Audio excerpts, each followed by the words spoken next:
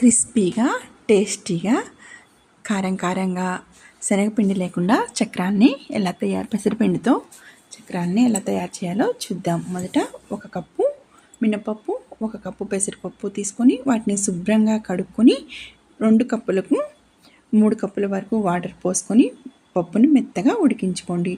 తర్వాత 5 కప్పుల వరకు బియ్యం పిండిని తీసుకొని అందులో కాస్త ఉప్పు, కారం, వాము, నువ్వులు ఒక్కొక్క చెంచా వేసుకొని ఉడికించుకున్న పప్పుల పిండిని కూడా అందులో వేసుకొని కొంచెం కొంచెం నీళ్లు కలుపుకుంటూ ఇలా పిండి ముద్దని ఈ విధంగా రెడీ చేసుకోండి.